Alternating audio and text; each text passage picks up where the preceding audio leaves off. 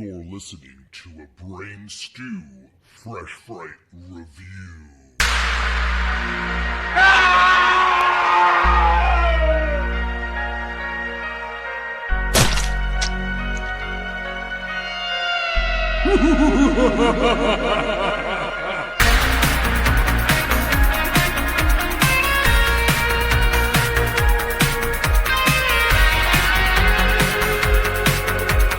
What's up, creeps? Welcome to another Epic Film Guys Fresh Fright Review. I'm your host, Justin, and I'm joined once again by the god of podcasting. Come on, motherfucker. Let's hear it. LoySauce. That's right, baby. We're here to talk about a brand new Netflix horror film. A film based on the R.L. Stine Fear Street book, Prom Queen. And yes, that's something that came out last weekend. I guess it was number one on Netflix LoySauce for like a day or something, a day or two. And a lot of people were talking about it in the horror community, good and bad. We're going to be talking about it and reviewing it full spoiler on this brand new episode. I honestly can't wait. I'm sad because the last time I talked about the Fear Street movies that Netflix did a couple years back, right, LoySauce? I don't remember what year it was. 2021, I think. Damn, Yeah. Time's just flying by.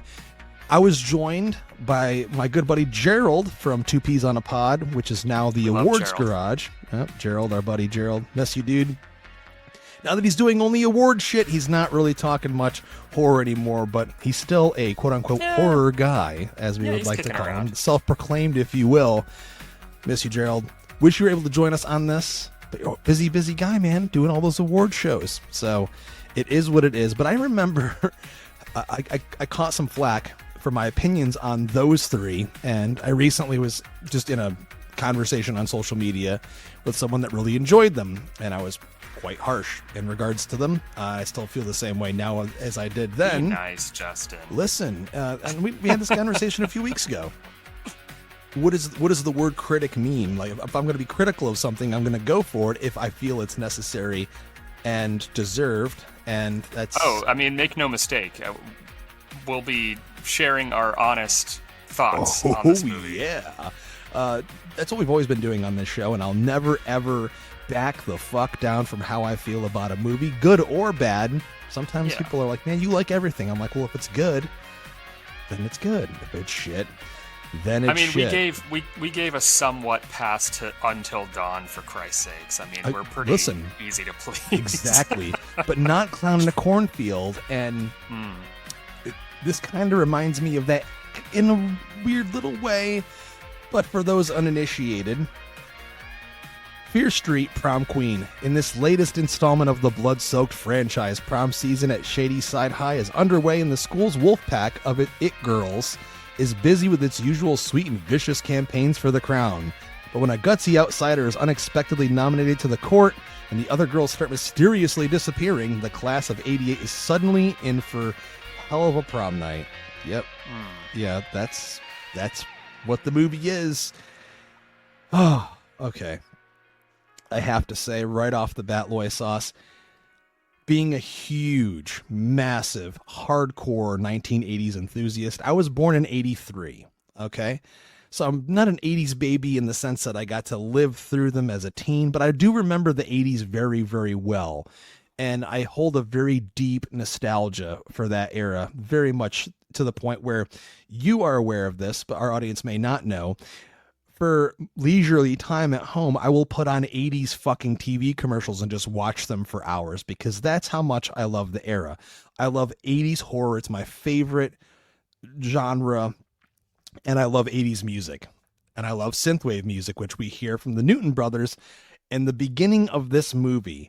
But I have to say, right off the fucking bat, man, I think it's time that filmmakers and studios just stop with these 80s throwback slashers. I'm sorry. And this is so crazy to say this because 10 years ago, 15 years ago, I was clamoring for this shit. I was begging for this, for filmmakers to take on the 80s and bring back that vibe to those movies that they were making.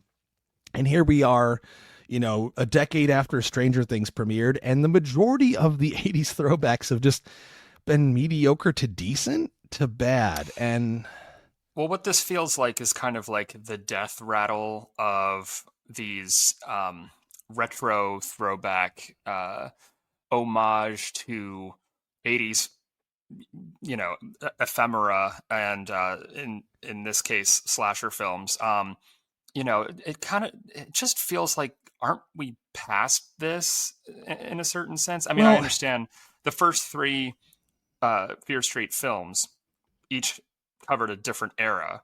So, you had 1994, so it was very much Scream, and then you had 78, which was very Friday the 13th. And so, you already had films set in the 90s and the 70s. So they figured, I'm sure, like, hey, let's set this one in the 80s. But it just feels so old hat at this point, especially with the needle drops that they throw in. The fact that they don't even really seem to commit to the era, which we'll get to, especially when it comes to the costume and hair and makeup department. God, don't get me started. I'm about to get so mad right now thinking about it. Ugh. But also, and this was my problem with the Fear Street series in the first place. I mean, I appreciate the fact that these films are, for all intents and purposes, are gateway movies. Netflix. Absolutely. Netflix has kind of wanted to convert teens and young adults into horror fans by making these, I guess, like I said, homages, but they really just feel like pale facsimiles of already existing masterpieces in the genre. I mean, like this film very much feels like, Mom, can we go see Prom Night? Well, we have Prom Night at home, and this is Prom Night at home. You know what I mean? Well, God damn, man. Even the promotion they were doing for this with those throwback posters where they're homaging Halloween and they're homaging this movie and they're homaging that movie. I mean, Hell of a Summer, Finn Wolfhard's movie that came out a few months back, they did the same thing with like a Happy Birthday to Me throwback poster. It's so fucking on the nose, and that's my main issue with this movie right off the bat. I love synthwave. It's one of my favorite genres. I've been to so many synthwave shows. I met some of my favorite synthwave artists for a long, long time. I'm talking like 15, almost 20 years now. So it's my thing. But something about hearing over-the-top synthwave music now, married to images that it doesn't really connect with, really hurts my soul, to the point where, you mentioned the wardrobe. Okay, this is my biggest issue with any of these movies. Like Totally Killer did the same thing. No one looks like they're from the fucking era at all whatsoever. This dude, Matt Palmer, that directed this movie, he looks like maybe he's old enough to have maybe been aware of the 80s. All you would have to do, LoySauce, is go back and watch the movies of that era that you're trying to replicate, or in parentheses, air quotes, homage, and you would see what people looked like. You would see what their hair looked like. You would see facially what they looked like, their body types. In this movie, we get characters that literally look like they just walked onto the set from 2025, dude. The costumes are not accurate. The hairstyles are not accurate. The people don't look anything like people did in the 80s. It's just this why even do it if you're not going to go for it? I mean, I'll say this as an example, right? Lisa Frankenstein did it and did it pretty fucking well. It wasn't completely correct, but when you can tell when they're actually wearing vintage 80s clothing or matching stuff up to stuff kids were wearing during that era, I give a deep appreciation for that. But and I know I'm nitpicking just basic random, just surface level stuff, but seriously, if you're going to have it set in 1988, I want everything to look and feel like 1988. Period is very important if you're going to do it. I mean, I do agree. The film, I think the film has much worse problems, but it does continually take you out of the movie when, for example, I mean, and some characters are styled properly, but then you'll have someone standing right next to them who's wearing like a tassel knit poncho, and it's like that came off of the rack, from a modern department store. Like it has no business being in this movie.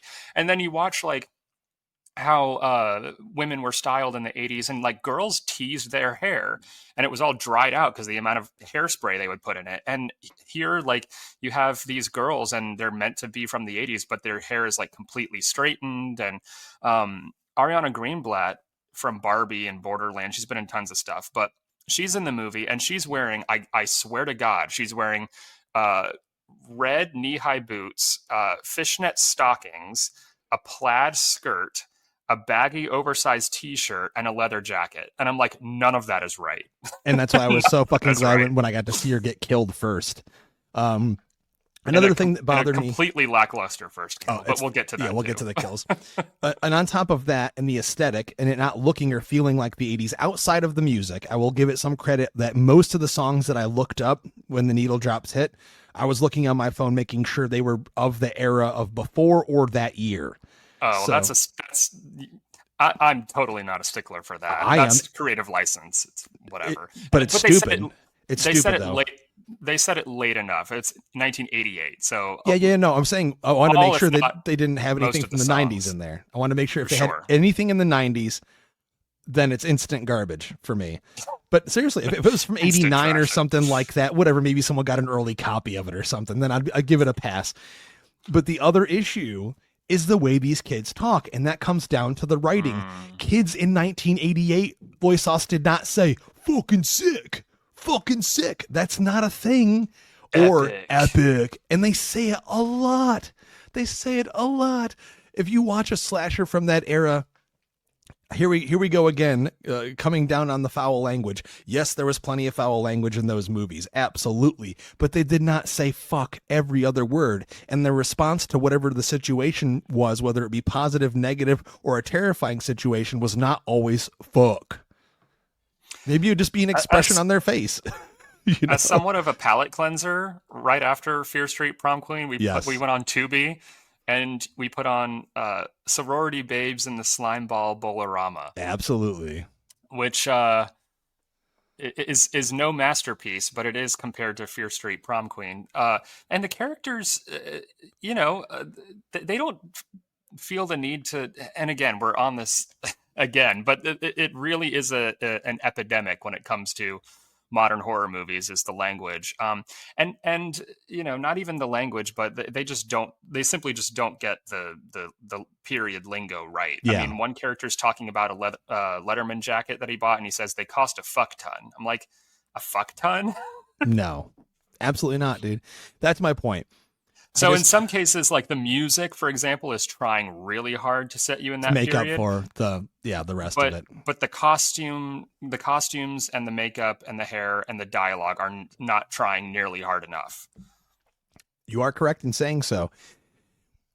But the other problem, LoySauce, the biggest problem with this movie is the characters. And I have a question for you. Why is it with all these Fear Street movies that all the characters are like super depressed, or they have these deep, dark issues? Like, there's really not a single likable character in this whole movie. I mean, our main character, Laurie Granger, played by India Fowler, I thought she was decent at best. I thought she tried her best with the material she was given, but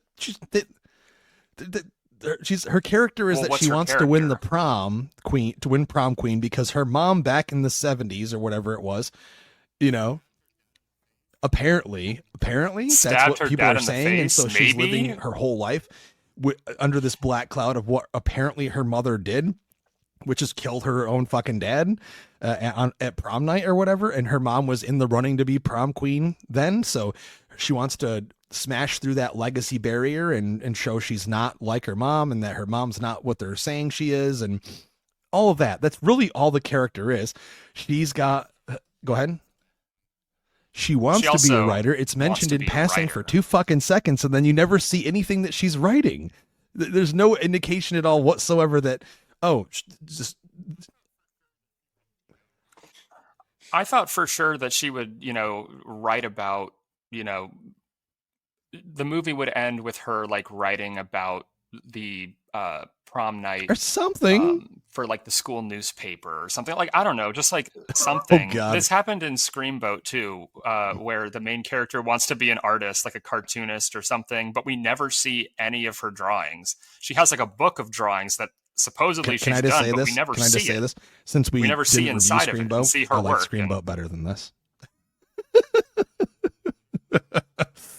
There's a very fine line there, man. But seriously, I really wanted to like our main character. I did, and she has like this best friend named Megan, who I feel like is like she's a requirement now in all these. She's the because horror it has to be so fucking on the nose. You have to remind the audience with ways that are accurate to the period, but not all the other shit that means more, like having this character go to see Phantasm 2 on the big screen and having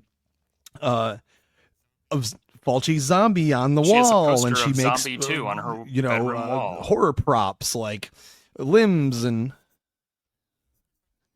there's a part where she's like molding a mask or something. I guess they're trying to make she likes like Tom Jarvis Savini. We in see her Friday reading the 13th fucking final Fangoria chapter, with, again, I guess, Phantasm 2 on the cover. I mean, come on, man. How try hard is this?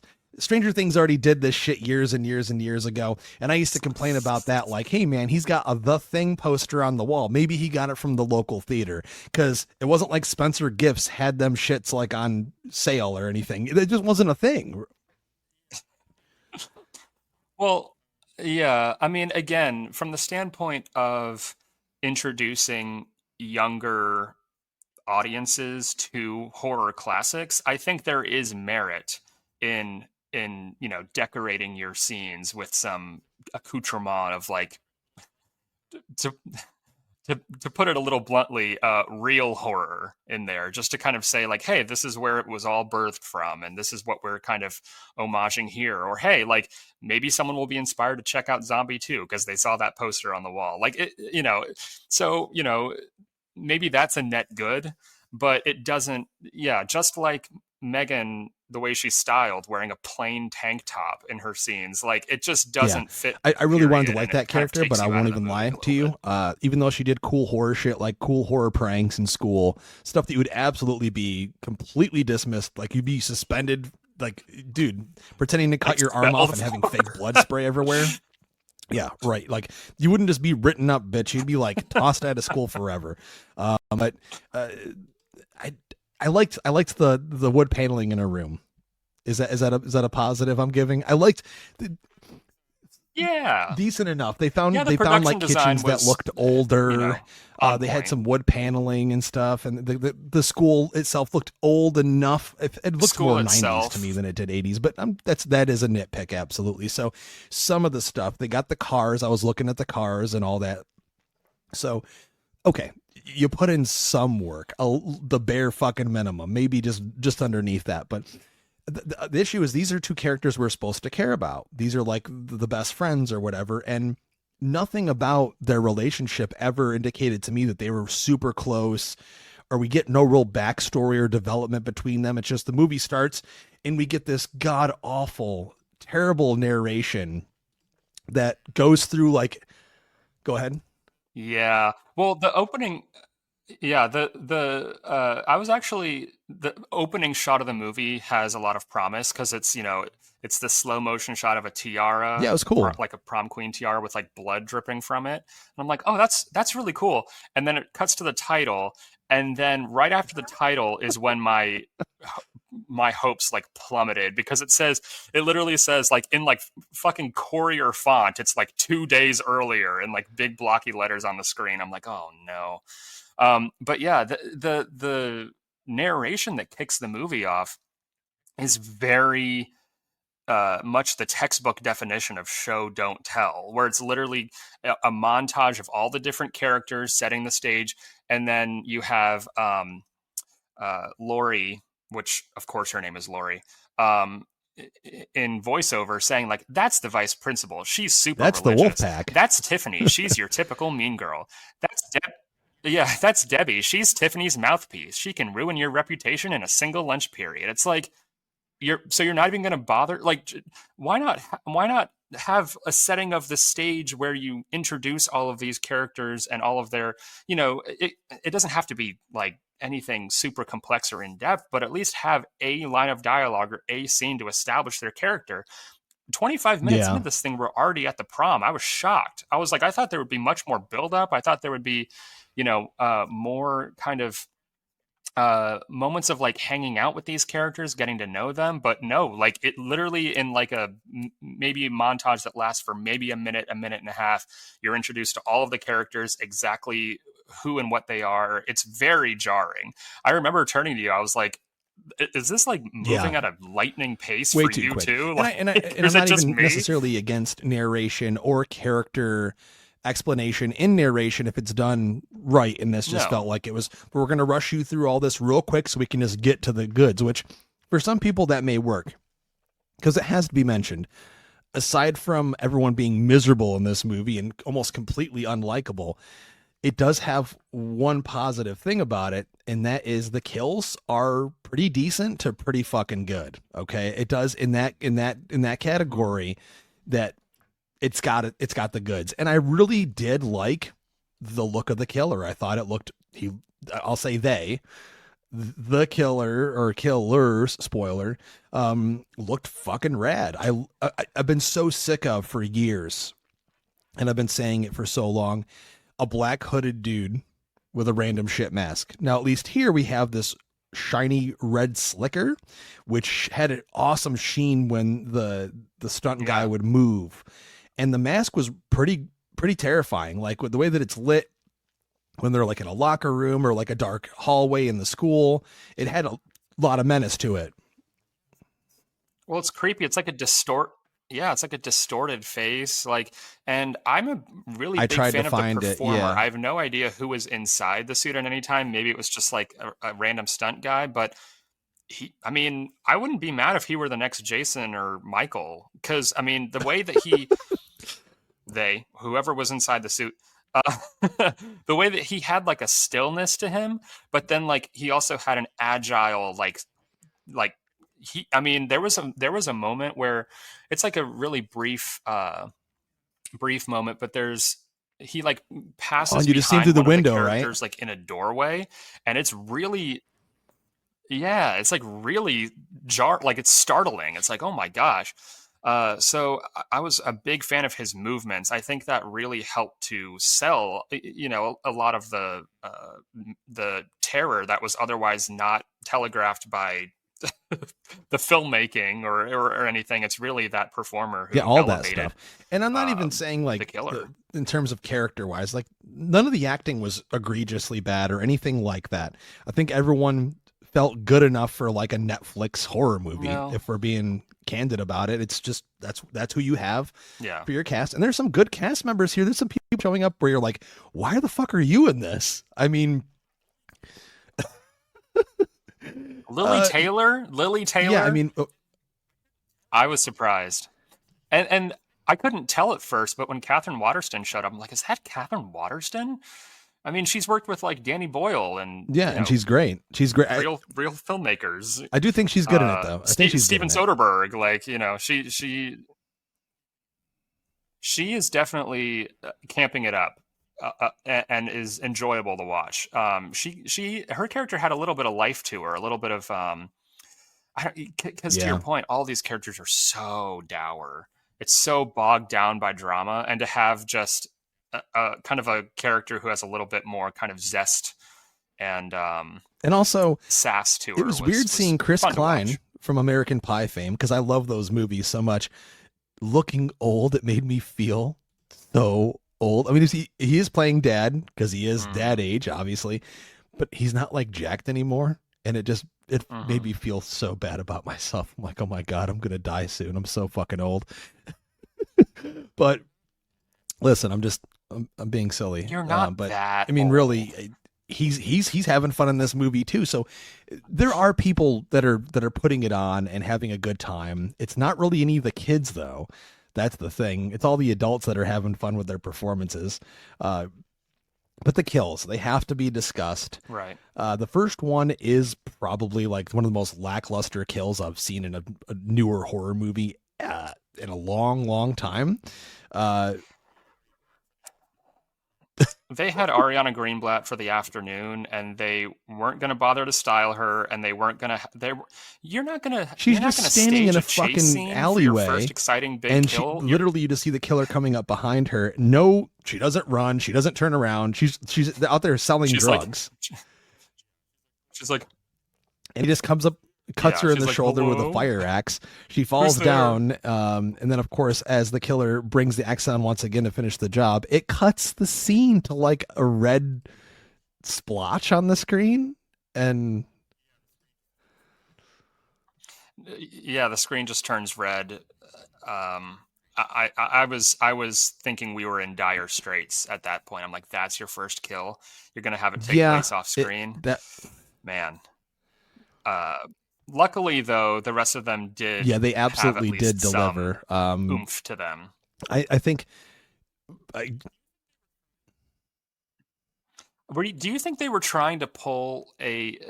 I didn't think necessarily that they were trying to do like a Drew Barrymore and Scream thing, but it's like Ariana Greenblatt, out of the young performers, she's certainly the biggest star. She's been in a lot of stuff, and she's in even more stuff coming up. So it's one of those things where it's like, did they think that they were going to pull a fast one like a Janet Leigh Psycho? Massive difference. The characters that you just referenced are all super likable, and you feel something when they die, regardless of what they've done leading up to their death. This character, Christy, is like just a complete bitch in the opening of the movie. She's not friendly. She's not nice. She's out there dealing drugs. I don't know, like. I didn't feel a single thing when she got killed. I also wasn't amazed by the kill itself. So I was like, okay, all right, well, hopefully it gets better from there. And like you said, luckily it does get better from there, because, they up the ante. I think it was probably them trying to shock the audience when the brutal kills start to come into play. Like, oh, that's because we turn to each other. We're like, that's it. But then it starts to up the ante, starts to push things harder and more brutal, more gore. And from there, I was like, okay, great. I mean, like, dude, the second kill of Linda, it's just this girl trying to find her flyers inside of a school. I don't know what it is, like a printer area, like a library area or something. I couldn't even tell because it was so dark. And like, her and her boyfriend are in there, and there's a sound that you hear the sound, and she walks up and she's got like her intestines hanging out, and it was like, you were like, what? Mm-hmm. Well, I couldn't tell at first because she's like walking out of the shadows, and the scene is incredibly dark. So you kind of have to like strain your eyes to like figure out, what am I looking at? And she's like holding her intestines in, and I'm like, she didn't even make a peep. When I guess I don't know what happened. I guess she got stabbed in the stomach or whatever happened off screen that we didn't see. Yeah, but like, no screaming, no struggling, and that's the thing too. None of these characters seem to put up much of a fight. There's hardly any struggle. Very few chases. Well, I mean right after the one I just mentioned, her boyfriend Bobby happens good, directly after hers, and it's a little bit more drawn out than hers. She collapses. He tries to run, but the killer quickly catches him, slices his hand off with a paper cutter. And this is one of my favorite. This is pretty great, dude. I mean, he literally shoves this dude on this paper cutter. And yes, I knew you're going to say at LoySauce that it's totally unrealistic, but I don't give a fuck. I thought this was fantastic. Paper cutters aren't I'm telling sharp you, man, enough to slice. He tries to crawl away, and then his face is smashed against glass after he's left with two bloody stumps. I thought this was a great way just to kick things off and be like, no, we're not fucking around, man. That first kill, yeah, we were playing with you there. So my favorite was like one of the very few like little bursts of humor in the movie is when he has both of his hands cut off and he's like trying to open the door with his two bloody stumps. I laughed out loud at that part. That showed a little bit of invention. I gotta give it credit there, because that felt like a moment the rest of the film out of like the B-level shit that you and I love that doesn't get a lot of love from mainstream horror fans. Like just the garbage lower level schlock that we enjoy. It felt like that. So I thought that was kind of fun for them to put that in there.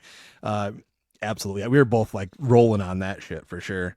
And I honestly like I didn't like any of these characters really, but I did enjoy watching them get killed because they're all pretty much assholes. None of them are really likable at all. So at least it did that where I was like, okay, I don't care about you, but I'm enjoying watching you die. Sure. Another thing that I that we harp on this show almost constantly, and I apologize for that fact, but Oh, here you the go. use of CGI in the kills.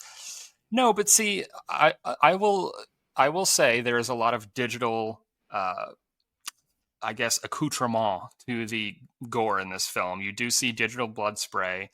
But here's the thing. At least they tried in this movie, and I can't How believe I'm dare you? defending Fear Street Prom Queen. But in comparison to something like but in comparison to something like Clown in a Cornfield, where it's literally just like a plug-in effect of like this what's meant to be what's meant to be blood splatter, but it doesn't seem like it's coming from anywhere. It's just sprayed across the screen. At least here, when there was digital blood, it did look like it was like shooting out of an orifice. Like it did look like it was like actually protruding from a wound.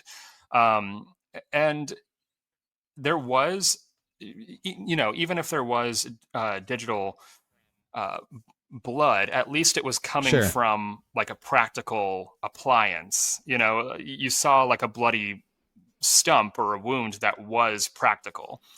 And there was, there's also some practical stuff that's just kind of uh, I guess not elevated, They're digital married effects are together used to pretty kind of decently for the enhance the budget, I'll say effect, I that. guess. It um, if it were up to me, there would be no CGI effects, but if there are CGI effects, I at least want them to look like they're it part makes sense, and of honestly, the scene. I Does that don't make disagree with sense? you because once again we're It's well finding integrated, I guess. this movie trying to be an homage to a very specific era of films, even though it doesn't visually look anything like those films, the cinematography or anything. But they could have at least been like no CGI blood, because if you're really trying to do that era, why not just go all the way? It wasn't even necessary to have CGI blood in most of these kills because most of these kills are pretty simple. A lot of knives in the skull, butcher knife across the face. It's not. Sure. No, I'm 100% in agreement, but I'm just saying I'd rather, because I just watched, for example, like Death of a Unicorn, and there's literally like black mist that's supposed to be blood. I'm like, that does not look like it's coming from anywhere. It just looks like it was added in post production. Well, LoySauce, that movie has giant fucking And no CGI thought demon was put into unicorns. it. It's like not the same thing, but I get your point. I didn't think it did, but god They damn look it. like You shit. stickler for CG. You're the one that was born the year of the dinosaur, 1993, the year CGI took over movies in the biggest way possible. And you're the one telling me, the one born in the 80s, about CGI blood being shitty. Okay? But it's fine. That's fine. You love what you love. I guess I'm just not numb to it really, but as long as there's some practical effects involved, I just give them credit for that. I mean, there are those great movies that we get, like the Terrifier series in terms of slashers, where they're like, no, fuck no, we're just going to go all practical. We don't give a shit. So we still have those filmmakers that they do their thing and we get to enjoy it, Yeah. I mean, well, they do give a shit. yes, That's the but difference. so this movie, the prom ends pretty quickly. I mean, all these kids are getting killed off. We do get that joke with the fake head in the punch bowl, which that Megan character would have been booted immediately, but instead they're just like, we're watching you. I'm like, no, she would have been booted instantly. Well, I guess the idea is that people think it's a prank because she did the fake she did the chopping off her hand prank earlier on in the movie, so they think that the severed head isn't real.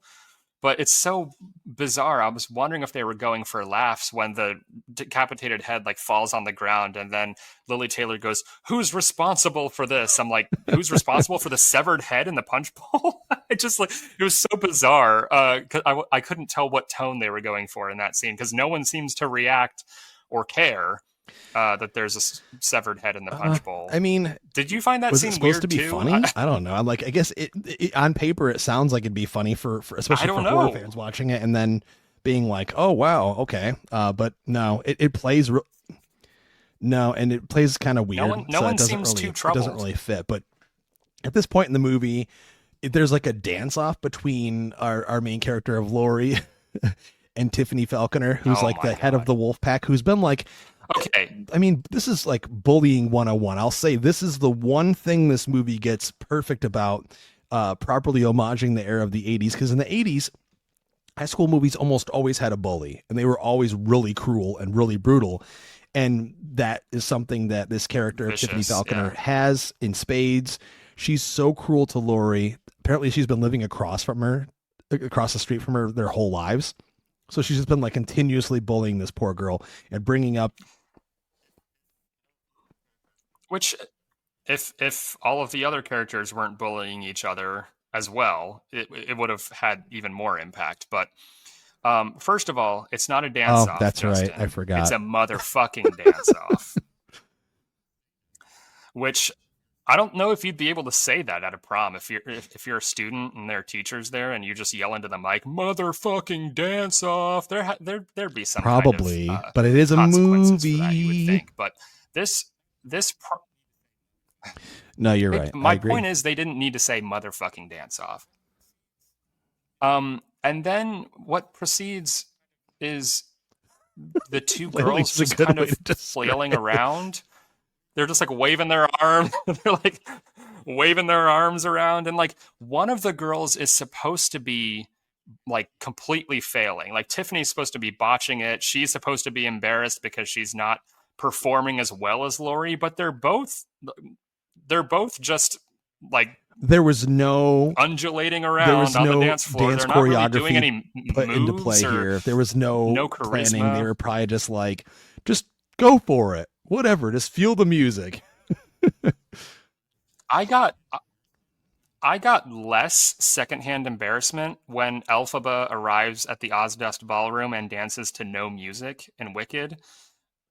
I got less secondhand embarrassment there than I got while watching this. It was so cringe-inducing, and I have no idea why it's in the movie. Again, I guess you needed to have a scene where Tiffany's humiliated, but if that's the case, then have Laurie like have a secret talent for dancing and just like bust it out. And I don't know what we were supposed to take from that scene at all. There are multiple times where in the movie where Laurie is meant to be kind of like a secret badass. Like there's a moment where she has, I guess, like a sort of makeover in the bathroom, but she comes out and she's wearing like the ugliest eyeliner I've ever seen in my life, and everyone stops and stares like, "Oh my god!" She put the wings on, man. She did the wings. I like the wings. I thought she looked good. I'm not going to hate on that at all, but I will say it is slightly humorous when she walks out just with a little bit of eyeliner on, and everyone starts staring at her like, oh my god, like it's this huge deal, like slow-mo reactions and shit. Yeah, I'm like, I never realized you were so she just beautiful. Has a little bit of black eyeliner. But that scene happens, and then of course, you know, everyone from that moment, it seems like that dance off, LoySauce, is the switch from everyone that was going to vote for Prom Queen for Tiffany to now they're going to vote for Laurie. And Laurie's got this newfound confidence, and she's acting more robust and confident in herself. And, you know, she even, when Tiffany's boyfriend is like basically eyeing her the whole night, he's like, we're done. This Tyler character, who they've been hinting at has had a thing for Laurie for a while, and he's nice to her, and they talk in the hallways at school. You know, typical teen stuff. It was decent. There's a scene in the diner that they share that I thought was nice. That was like the one bit of characterization. This Tiffany character is just like a complete bitch to him.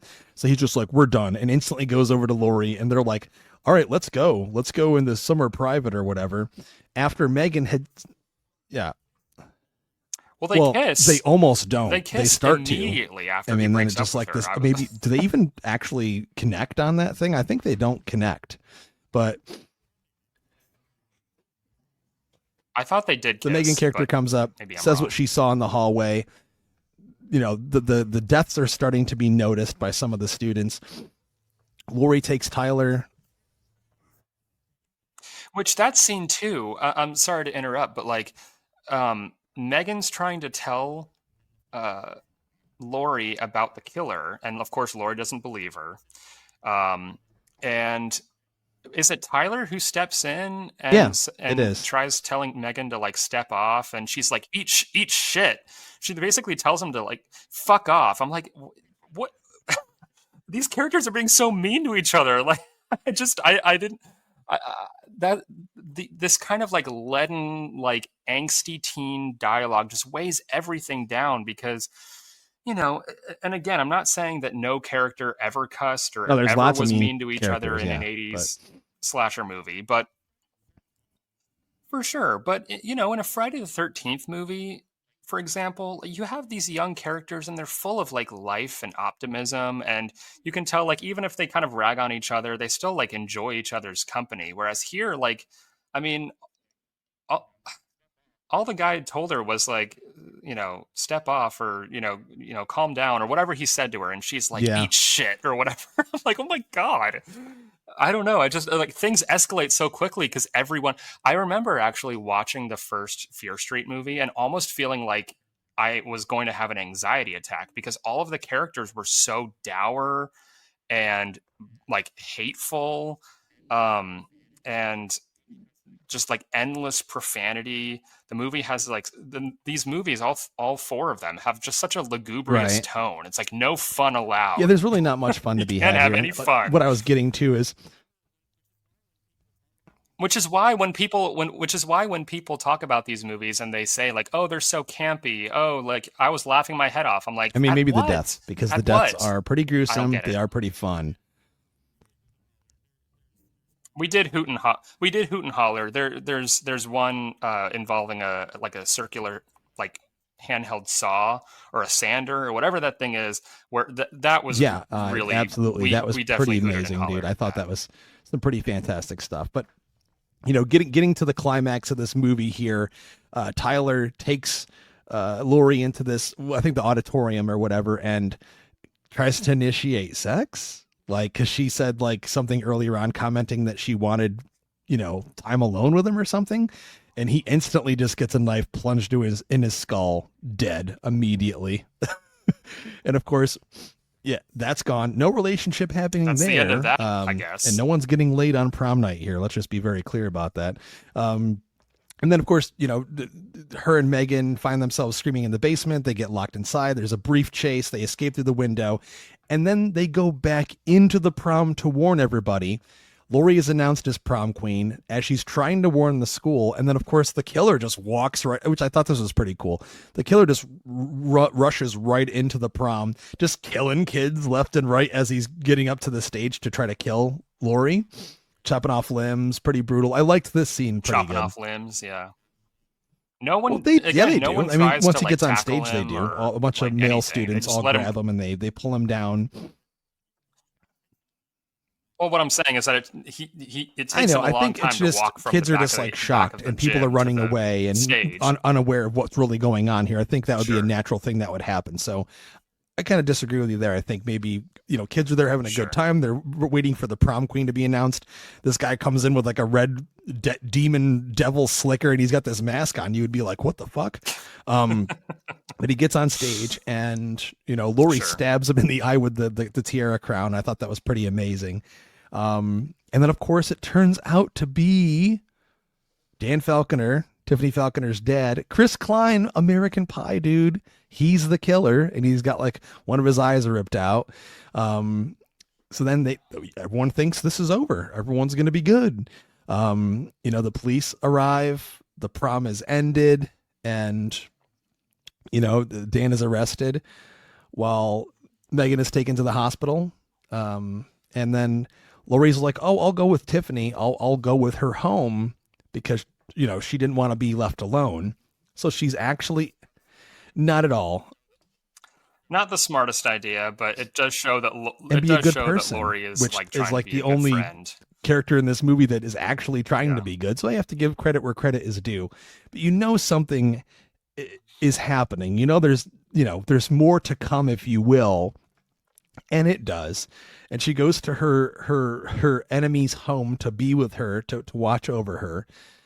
And her mother, who's at the school giving her statement about the murder, yep, she gets antsy and she's like, I Catherine need to be Waterston. back home with my daughter. And then, of course, as soon as she shows up, she grabs a butcher knife. And we realize she's the second killer, because we were wondering the whole time, how are they doing this?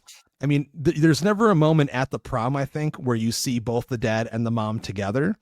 I think there's maybe in the beginning, and then after that, they'd show one of them and not the other. So then that's how they're being able to play it off and go and be in their costumes and start killing these kids off. Right, because I mean, I never am usually the type of person who like tries to guess the killer before the end of the movie. I just kind of let the movie happen to me. But I thought for sure, as soon as Catherine Waterston has a scene where she says, like, whatever happens tonight, know that you're the Well, prom what she says queen before of she my leaves heart, is, or whatever don't she fuck it tells her up. daughter, whatever. So, Right. So I'm like, okay, well, the mom definitely has motive, because she was also a runner up to be prom queen and didn't win or and something. yeah, So we she's find out harboring that some she kind of was like dating grudge. Laurie's dad before Laurie's mom hooked up that night at the prom. The same thing happens here with her daughter and her daughter's boyfriend and Laurie. So she's been resentful that whole time for that too, a Right. relationship from what seems like 30 years before, 20 years before. And that's why she's this crazy-eyed murderous killer, wants to kill Laurie Granger. I really enjoyed her performance as a killer. I thought she was pretty fantastic. Her eyes seemed Yeah, me like too. dead. Like she just had this dead inside look on her face. She was menacing, bulging. It reminded me of Mrs. One Loomis. bulging, like, Laurie Metcalf from Scream 2. Not quite as over the top and campy, but she just had that menace to her that I really enjoyed. And then, of course, we have the end kills, if you will. Our heroine, Laurie, comes out victorious in this situation. It's so funny. We're sitting there watching the movie, and she has her enemy Tiffany like coming after her with a small blade, and her mom, and they're both standing there, and you're like, she's not doing anything, she's not trying to defend herself at all. And the instant you said that, she kicks Tiffany, and Tiffany flies off the stairs and is impaled on this terribly ugly statue that's like at the bottom of the stairs. But it was an awesome moment to see the It reminded me of absolutely, like it did. Delia Dietz original. And we've seen this kill in so many movies over the years, but I it's one that I don't really get sick of. The Tiffany character was such a bitch, man. I'm just being straight up. She was such a cruel person. So just to see, yeah, it was a crowd pleasing moment for sure. It was definitely satisfying. And, then after that, her mom is still like totally, Nancy's still going after Laurie here, and she's cornered, and she just like breaks the glass of this trophy case and hits her in the head with the trophy. That's a little bit. There's no real build up to that, except for Laurie still acting really frightened, and like she's, a frightened fawn in the field, and a predator's upon her. It just happens real quick, and then she just like leaves. And then of course we get the most generic fucking line of dialogue ever. God, it was terrible. I'm Laurie fucking Granger. I mean, we've heard it in so many is that movies, supposed to be dude. badass? When you just add like, fucking in the middle of your first and last name, that's supposed to have impact, right? I guess it just shows. I guess it's a completion of her character arc, because she has, she's, because of what happened with her mom, her name is like cursed. Like she doesn't like when people call her like Psycho Granger or whatever people say, like to rile her up, and so I think it was just like she was reclaiming her name and like proud to be a Granger, I guess. But like I don't know. It was such a wet fart of a line. I mean, like, maybe for those teens and really those tweens watching it, it really you know, wasn't on giving Friday night anything. when it debuted on Netflix, maybe they're cheering for it. But I've heard it entirely way too many times in way better movies for it to have any impact on me. Honestly, I think her just walking out of the house and just having a expression of coming out victorious, you know, having this strength, showing character would have been great. And just have it cut black. You don't even need dialogue. You know what I mean? Just having her come out all badass. She just killed both of those women. You know what I mean? She changed her last name. It's no longer going to be considered what it has been. It's a moment of acting. You don't need a line of dialogue like that to have a powerful moment. But of course we get fucking, and then it, you know, cut to synthwave score, and we do get a mid-credit scene. I think we're led to believe that Nancy's not entirely dead, but then she is, right? Well, okay. So this is another thing we need to talk about. I've been seeing a lot of stuff online on Twitter and Letterboxd and stuff of people saying that this movie doesn't connect to the other films. Well, it's in Shady Side, isn't it? It's the same setting. Detraction against the movie.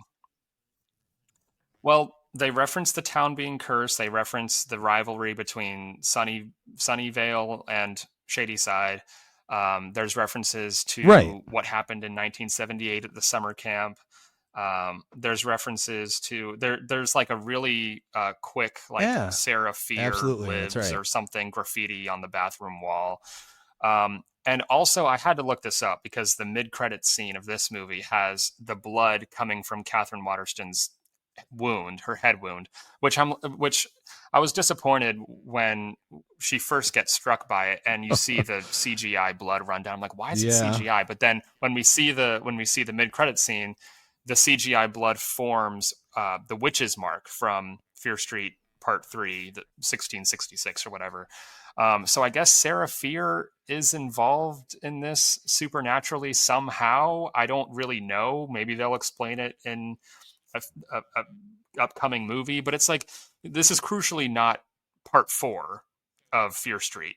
It's Fear Street Prom Queen. So I thought, well, maybe they're rebooting the series. Maybe it's not going to be like a complete interconnected story like the first three, but maybe it's kind of going to be more of an anthology. But then the mid-credit scene establishes the witch's mark. So what I read this may have been information prior to the film being released, was that this was supposed to be a one-off, like a totally separate thing. But they do reference the other ones, so I mean, it could go anywhere at this point. You know, regardless of the Rotten Tomatoes score, which is extremely low, not surprising, and some of the critical reactions, even just from fans outside of the critical realm, was it being at number one on Netflix for like a day or so, was that enough for them to deem it necessary or, you know, to do another one? I mean, I'm not against it. So far, the quality of these Fear Street movies has not been anywhere near to my level of what I would come to expect from these types of movies. I think overall, they've been shit, just to be completely frank. I've enjoyed bits and pieces of them. I'll say the kills in this one, I liked a lot more than anything we got in the previous three. You know, I thought they were holding back a little bit. And even in the one at the camp, I thought if you're going to do Friday the 13th homage, go for it hard. And I thought it was a little bit neutered, you know, for my tastes. Yeah, I mean the bread slicer kill in Part 1 is like the kill from the series that I think everyone remembers. But you know, I really don't remember that much from the first three films. I remember liking the third one the best just because purely as a result of its setting. There's no angsty teenage dialogue. That's just like I said, just like laced. I mean, I can say this now. I've never read the Fear Street books. I grew up reading Goosebumps and stuff, and I love R.L. Stine's writing, so this is not a knock on him at all whatsoever. I'm fairly positive the characters in the books that these are based on, or his writings in general that they base these movies on, they're not saying fuck every other word in his writings. It's not happening. They're just No. Yeah, They which think every I guess they think that's just every new cool, slasher the movie, cool way to a lot of talk. new horror movies think is the cool thing to do. We're just the ones that find it less creative and just more. Again, I We're just the ones think there's more complaining about it creative all the ways to time. do characters and dialogue, and I don't mind the foul language. Precision strikes, as we always say, and had we not gotten a lot of fucks in this movie, the Laurie fucking Granger at the end may have been impactful to me. I mean, maybe it would have been like, all right, cool, badass, but I digress on that subject. Well, and that ties in too, just how the characters talk to each other. I mean, there's no kindness. There's no like. There's a part where Lori gets a delivery of flowers, and she God. asks the delivery man, "Who are they from?" And the delivery guy goes, "How the?" He goes, "How the Again, fuck should I everyone know?" is And walks away. I'm just like, so unlikable in this thing. I don't know. I just it's time. no one smiles. No one feels like they're enjoying themselves, or there's no like meaningful connection between human beings. Everyone's just mean. No, I mean, I get don't know. it. I'm I with just you. don't That's find that why fun to watch. it's time for final thoughts and trash it or treasure. We're at the end of this thing. Honestly, Brian, I have nothing else to say about this movie.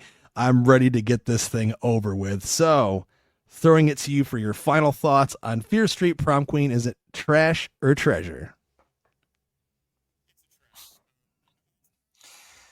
It's a trash. I mean, it's about as low rent as you can possibly get, aside from a handful of moments that made me chuckle, a handful of good kills. There are some that are not so good. There's someone gets shocked by electricity at one point, and they don't even bother to put any like a makeup appliance or anything on her. She just I don't know. Like, I just imagine the director being like, "Okay, now pretend like you're getting electrocuted, and we'll add like the lightning bolts in later." Yeah, and of course, I feel like a lot of the budget went to the soundtrack. There's some good needle drops here. There's some Billy Idol. There's Duran Duran, Laura Branigan. But it's like we've seen this. We've seen Stranger Things do it. We've seen all of these. All of these movies that are meant to emulate something that is beloved from a particular time period. And like I said, these Fear Street movies, I appreciate the fact that, the first three were big hits for Netflix. They were well received within the horror community. I wanted to like them. But I just feel like, and I said this in one of my reviews for one of the Fear Street movies, where I just think folks are much better served watching something better than, like, I don't know. They're time wasters is what they are. So I don't know. It's just like, people what are the fuck watching are we them, even doing so here? they're going to keep making them, and it's making them money. I'm falling lock and step with you. No surprise to our listeners right now. This is a trash for me. This is a trash it. It's not a treasure it. I really wanted to enjoy this thing, and on some level, I did enjoy one aspect of them. And some people may say, well, Justin, sometimes you'll give a slasher a pass just because of the kills and the gore. Well, that's when I find the characters at least somewhat interesting, or a performance to be at a level where I can connect with it, or, it's a movie that's accurate to its time frame. This movie just did not work for me on any major level outside of the kills. You got to look at the better ones that we've gotten over the past couple of years and just compare them. This movie was directed by a guy who, I'm not trying to hate on him. Well, some guy, Matt Palmer, whoever the fuck that is. And I'm just saying, you got to start out and stuff. And some of the direction was decent here, but it just seemed very clear to me they were either in over their head, or they didn't really know, or didn't have a strong vision for the project. And then, of course, we have the writer that usually works with this director, Donald McCleary, who also doesn't seem to have a handle on the material at all whatsoever. I like it when horror grabs people that are uninitiated, if you will, and pull them in and have them do their own take and do something fresh or slightly original, or, like a different kind of vision for these movies. But what they grabbed here is two people that just had absolutely no fucking clue what they were doing outside of the kills. I mean, in the killer stuff, the killer looks cool. There's some cool shots of him stalking, and there were a couple cool shots of him just like they were super menacing of him just standing there in a dark setting. And I thought that looked good. And I'm like, well, if everything else in this movie was on par with that, I would really have enjoyed it. Just even as surface level popcorn horror fluff. Unfortunately, this one just failed to live up to anything. I will say I did probably like this one on an enjoyment level more than the majority of the last three that they did. So I think it helped that we watched it together, and we. Well, I mean, we always have that question deep down: would this have played better if it were in a movie theater and you were with a loud audience? This one, I just don't think so, because you're really not rooting for anyone in a big way in this movie, unfortunately. It is what it is, ladies and gentlemen. That is our review on the Epic Film Guys on this Fresh Frights of Fear Street Prom Queen. If it's your first time listening to the show, thanks so much for checking us out. If you're a longtime listener, thanks for continuing to tune in to the show. Let us know in the comment section, wherever you're seeing this on social media posted, what you thought of this, if you ended up watching it. Or maybe just listening to this will make you want to watch it. I'm not sure. I have no idea. I mean, if you've seen a horror film before, if I recall, it was a horror film. You've basically seen this. Yes.